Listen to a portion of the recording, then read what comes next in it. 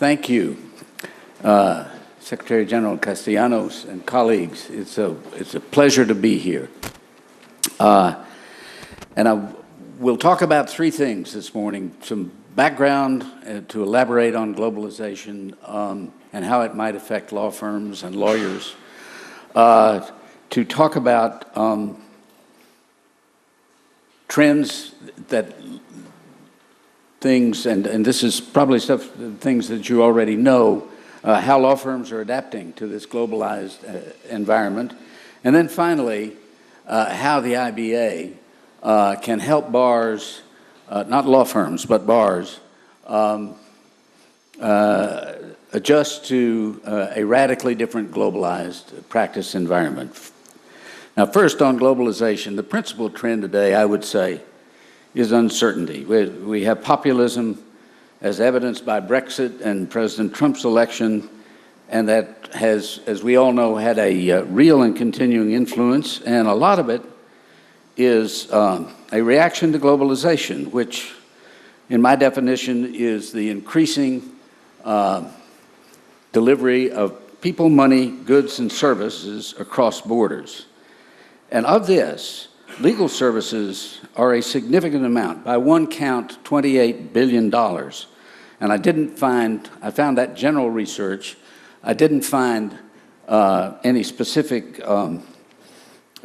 statistics that relate. Estadísticas específicas relacionadas a Centroamérica y Costa Rica, pero en cualquier caso, uno puede ver que las empresas internacionales que están aquí son un resultado de la globalización. Los servicios son muy difíciles de cuantificar. En mi propio país, yo adivinaría que nuestro Departamento de Comercio no captura más de la mitad de las importaciones y exportaciones verdaderas, porque hacer esto es muy difícil. Pero la globalización está residiendo, sí, de acuerdo a algunas personas. El FDI del mundo ha bajado en la última década. Del Producto Interno Bruto de 3% ha bajado a 1.3%, eso es más de la mitad, y eso fue hasta 2007, esos no son números recientes. Hay muchas razones de esto. El populismo ha dado lugar a peleas, a luchas de comercio, y aunque la recesión existe, el crecimiento ha estado disminuyendo todas las cosas que impulsan la actividad económica en Estados Unidos, China y la India. Todos estos están yendo un poco más lento. Todavía no se predice una recesión, pero están yendo más lento. Europa continúa siendo un poco lento y probablemente se va a mantener así, pero esto va a durar. Yo sugiero que la globalización está aquí para quedarse. El volumen de datos, por ejemplo, en la última década, de acuerdo con McKinsey & Co., ha aumentado las fronteras de datos. Ha aumentado bastante. La tecnología hace que sea muy fácil transmitir información, dinero, y facilita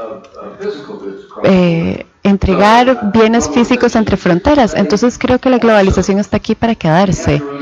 También tenemos que recordar que un 25% de la capacidad productiva del mundo está controlada por empresas multinacionales, y esa cuota de actividad económica global no ha crecido de forma dramática en los últimos años, pero tampoco se ha encogido. Y esas empresas todas están buscando aumentar el valor de sus acciones para sus accionistas.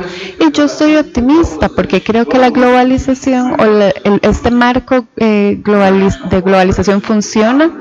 La cooperación internacional no está retirándose, y como dije, una fuerza de trabajo de acción financiera.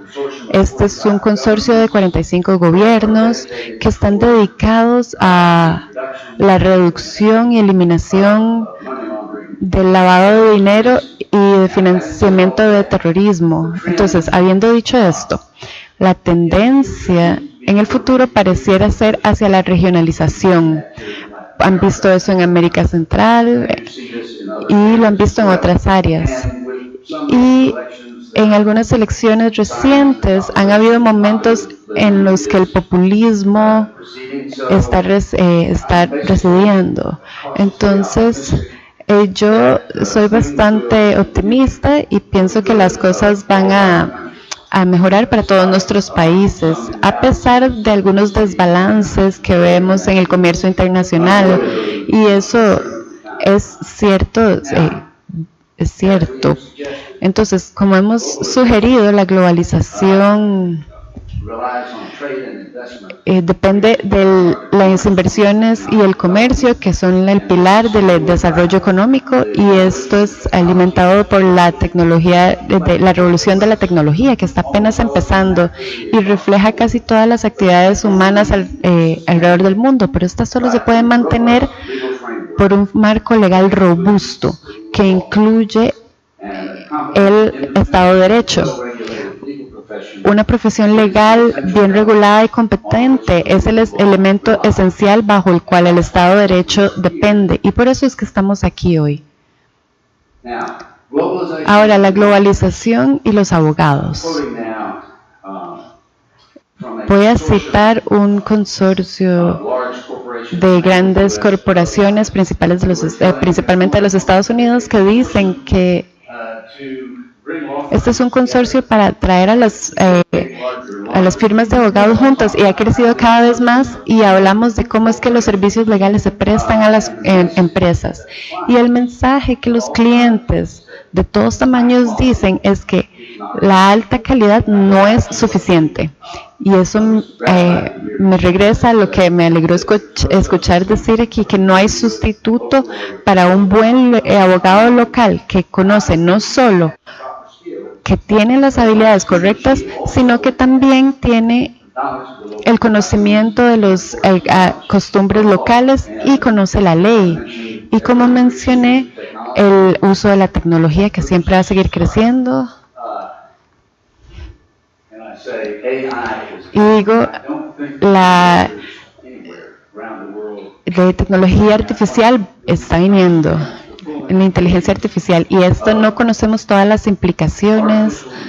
La inteligencia artificial aplicada a la práctica de la ley, esto se puede usar en investigaciones, presentar documentos de corte y evaluación del rendimiento de los abogados, y que también lo hacen. Y tal vez todos ustedes saben esto. Los abogados en general han reaccionado de muchas formas a este mercado tan cambiante. Hay megafirmas, redes, hay muchas firmas de abogados en esta región que son miembros de redes, ya sean regionales o internacionales.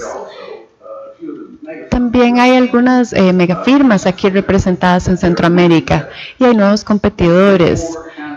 Las firmas Big Four están agarrando mucha fuerza, y se puede ver, de acuerdo con lo que encontré trabajando, haciendo la investigación para este proyecto, no todos están aquí, pero 3 de esas principales 4 empresas están aquí. Y ciertamente hay otros que quieren entrar en lo que ellos perciben es un mercado importante y emergente. Las firmas regionales se están integrando, y eso lo podemos ver en esta parte del mundo, y hay muchos ejemplos de eso en el área del SICA. Aquí, esta es la razón por la que esto es importante. ¿Cómo es que los colegios de abogados han reaccionado a esto? Y para hablar muy honestamente, incluyo a mi propio colegio de abogados de los Estados Unidos. De muchas formas, estos colegios han reaccionado de una forma lenta. Y para ser justos, tienen otras preocupaciones. Se preocupan problemas, malpraxis, abogados que se abusan de sus abogados, fondos que pueden tener en su posesión, y a veces se preocupan de los hábitos de drogas de los abogados y temas de ese estilo. Pero también tienden a ser conservadores y se resisten al cambio. Y cuando el mundo cambia tan rápido como está cambiando ahorita, uno tiene que preguntarse, Los colegios de abogados no deberían de prestar más atención a estos cambios, porque ellos pueden ser, no todos los colegios de abogados, por supuesto, y me alegró escuchar lo que dijeron al principio, una visión muy futurista, que en Costa Rica hay una visión muy futurista, pero muchos colegios de abogados tienen una actitud muy de protección, no les gustan los abogados extranjeros y quieren proteger lo que ellos llaman su territorio. Entonces, al mismo tiempo, mientras estamos lidiando con este mercado tan fluido que está cambiando alrededor de nosotros a medida que hablamos, las regulaciones profesionales, que son la provincia de los colegios de abogados, es muy importante y es esencial para el mantenimiento de una profesión legal independiente. Pero ser eficaz y respetado, para ser eficaz y respetado, tiene que ser relevante de acuerdo a las realidades de la práctica moderna. Entonces la pregunta sería, ¿los colegios de abogados se mantienen al ritmo que deberían de estar en sus regímenes regulatorios con este entorno que está cambiando de forma tan radicalmente que está pasando en este momento? En el mercado hay una brecha entre los reguladores y los regulados. Y ustedes pueden ver que encontramos en mi propio colegio de abogados, nosotros cambiamos una regla que permite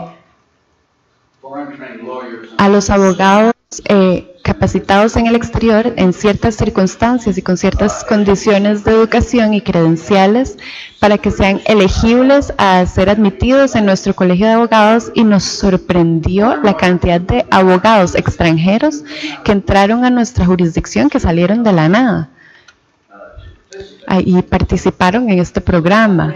Entonces ellos ya están ahí y creen que hay una razón empresarial para estar ahí, pero el colegio de abogados no sabía esto, y el cambio en el requisito de admisión vino de una de nuestras universidades, no del colegio de abogados. Entonces la pregunta es, para el colegio de abogados, y el reto es comprender que estos problemas están ahí y que no van a desaparecer.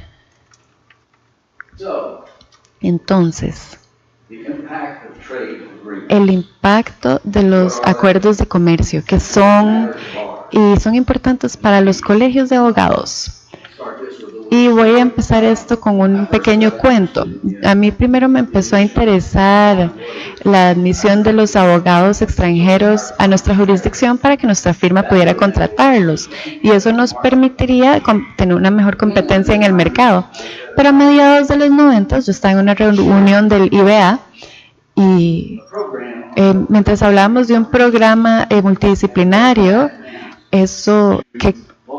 y qué era lo que eso implicaba para las firmas de abogados en el mercado legal. Y uno de los oradores era un señor que en ese momento era el presidente de la Federación Internacional de Contadores, y él dijo que él habló de la organización él dijo que vamos a hacer que los colegios de abogados permitan a las firmas de contaduría que practiquen contabilidad en cualquier jurisdicción que puedan alrededor del mundo. Entonces eso nos llamó la atención, y así fue como nosotros respondimos, y hemos seguido trabajando en esta área desde entonces, estudiando las implicaciones de qué es lo que quiere decir eso y cómo los acuerdos de comercio pueden tener un efecto. A menudo es indirecto, pero puede tener un efecto en cómo el mercado legal se da forma y se regula.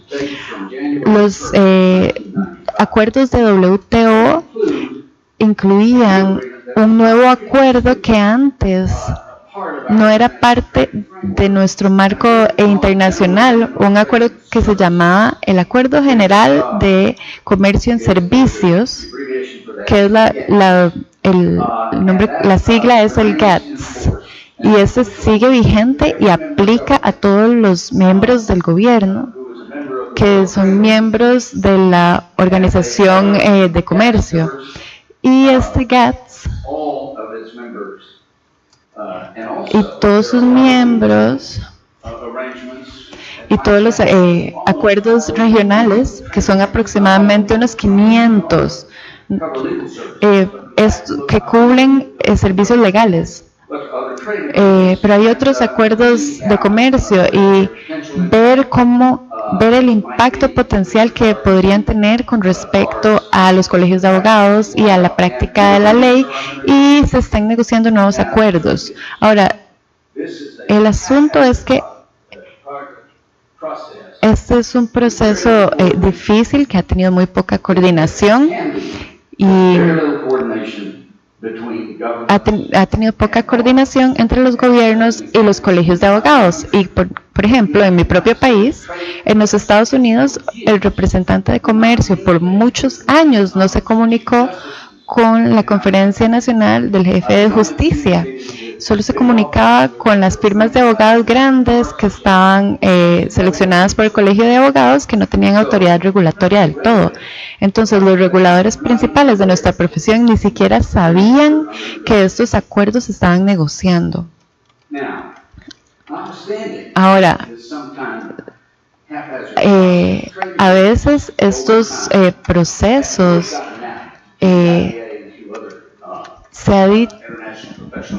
ya se ha hecho un poco más público con otras organizaciones que los acuerdos de comercio están relacionados a la profesión legal. Entonces, con el tiempo,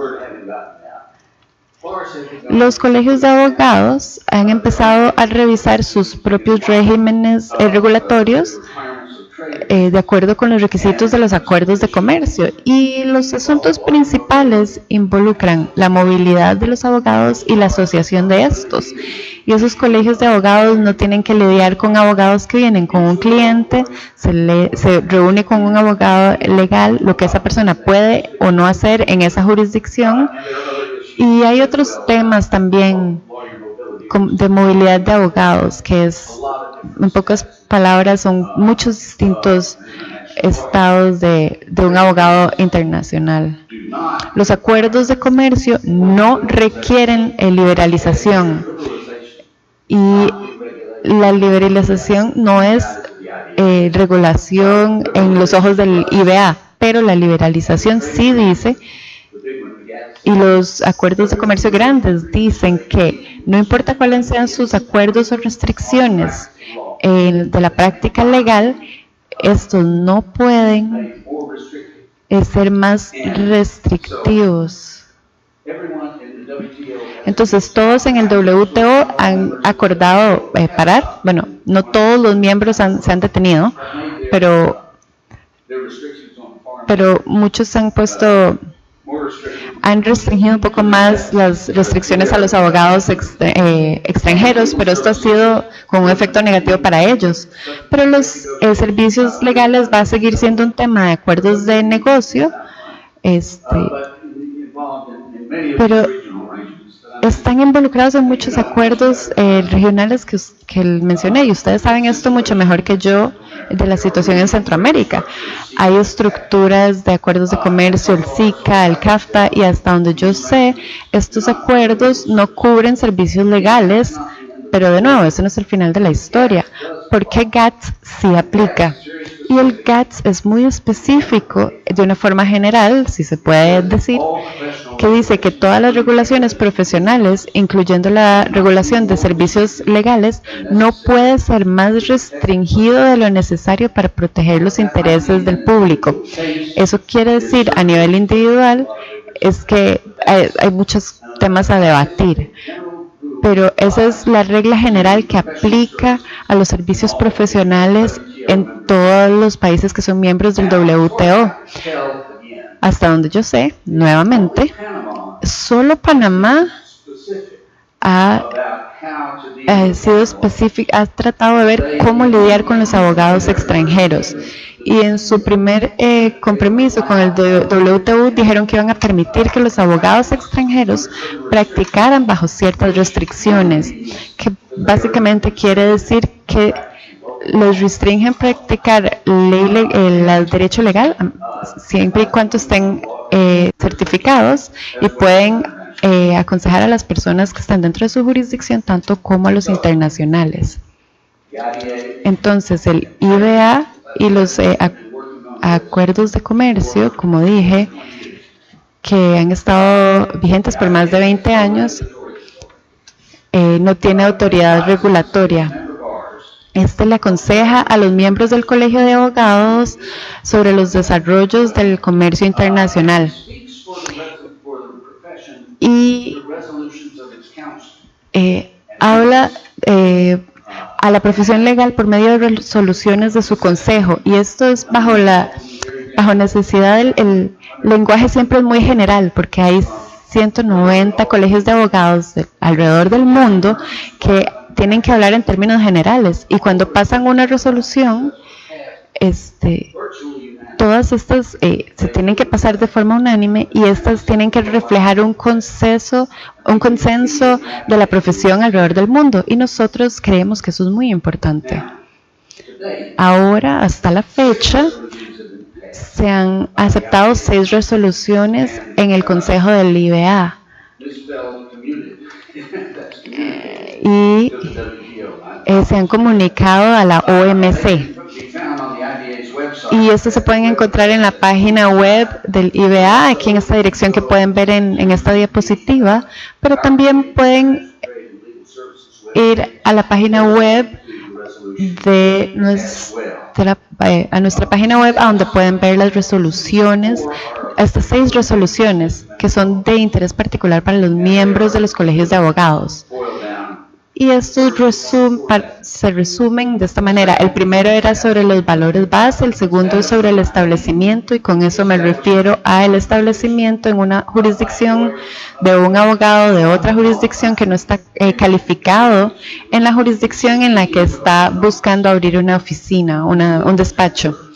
La transferencia de habilidades que mencionaron, que es importante para el colegio de abogados local, que adquieran las habilidades necesarias para poder servir a los clientes extranjeros y también a los locales. No está limitado a transacciones internacionales. Y luego, finalmente, el reconocimiento mutuo.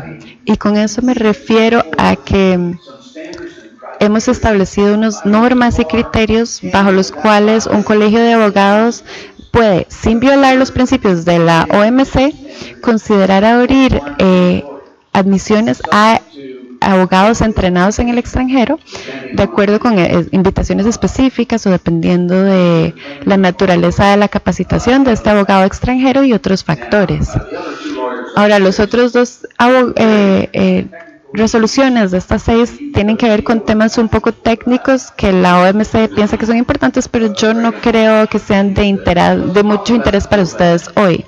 Pero hablemos de los valores centrales, porque esta fue la primera resolución que aceptamos, porque sentimos que la IBA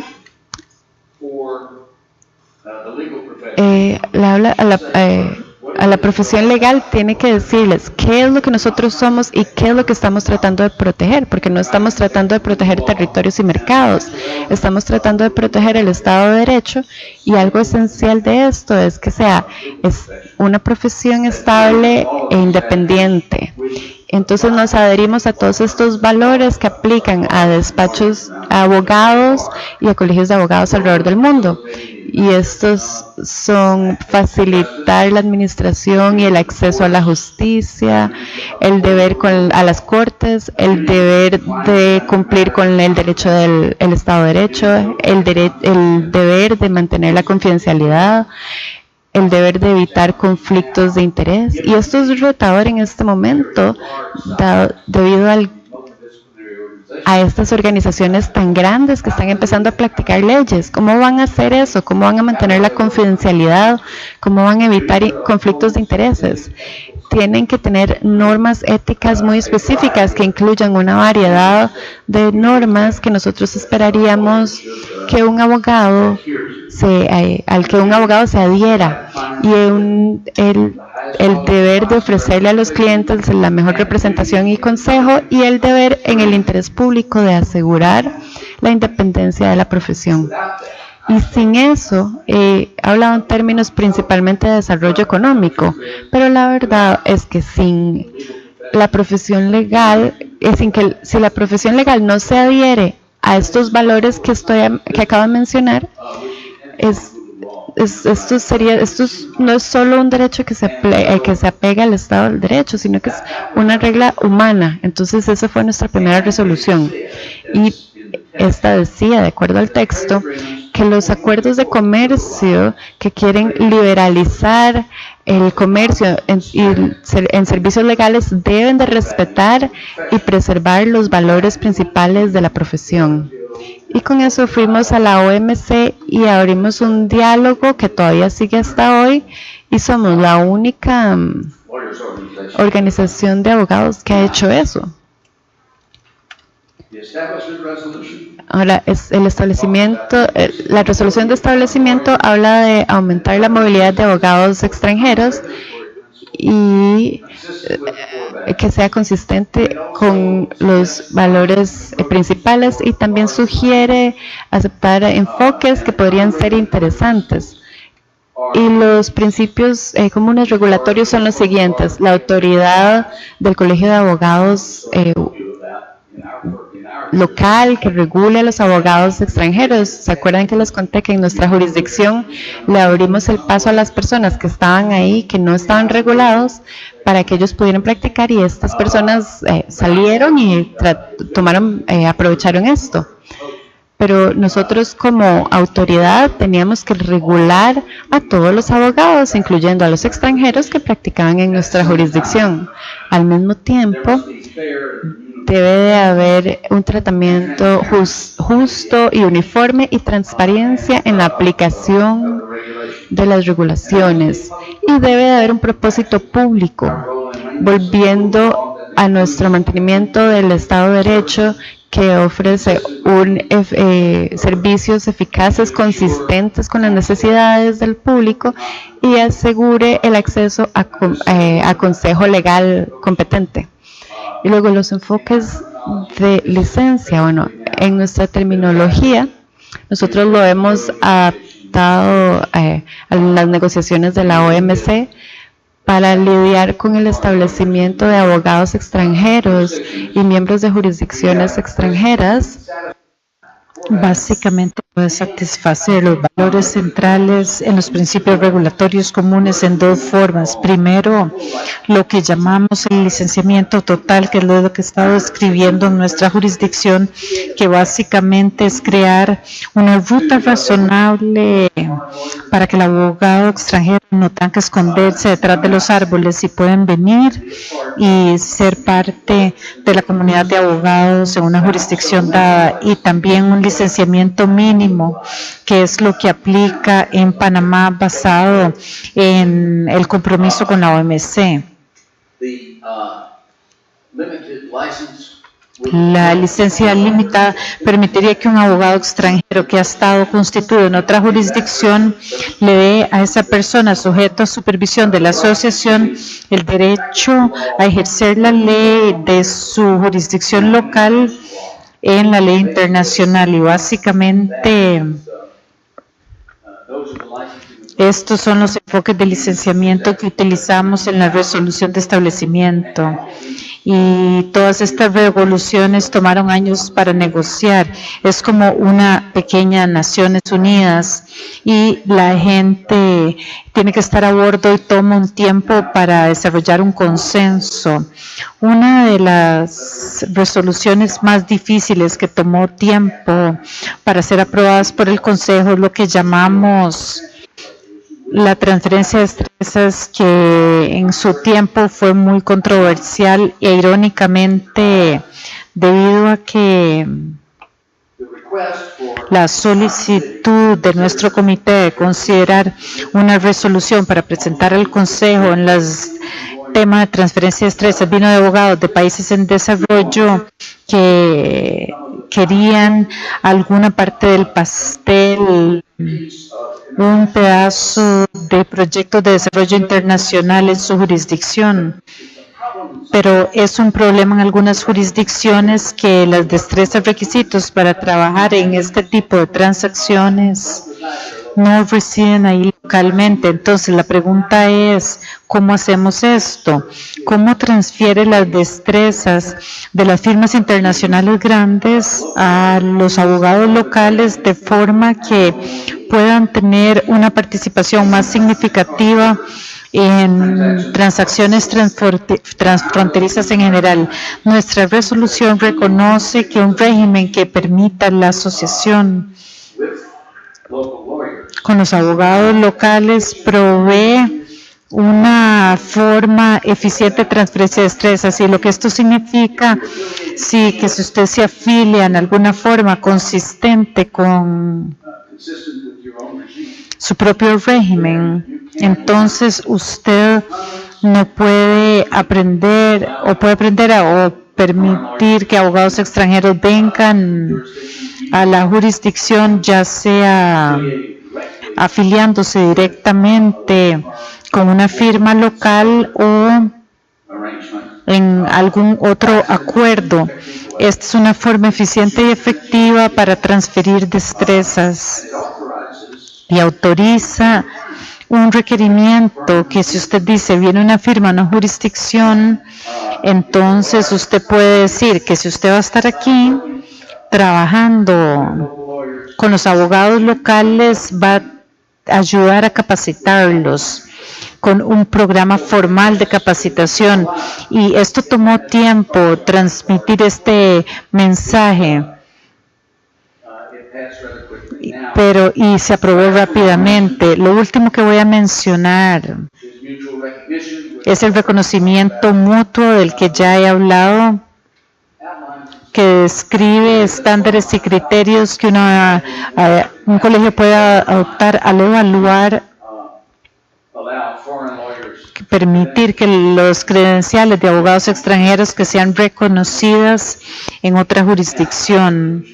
Nuestra resolución provee directrices, han ayudado a dar forma al marco conceptual de las negociaciones comerciales en una forma que reconoce y preserva los valores centrales de la profesión y confirman el rol esencial de la profesión legal en el imperio de la ley, y enfoques regulatorios a las asociaciones miembros y a los negociadores comerciales, que deben comprender cómo el ejercicio de la ley funciona, porque con frecuencia no lo saben. Entonces, en conclusión, para permanecer relevantes y para practicar realidades, movilidad de los abogados, tecnología, asociación y demás, mientras a la vez garantice la protección apropiada de los intereses públicos y la preservación de los valores centrales de nuestra profesión. Y esto es. Muchas gracias.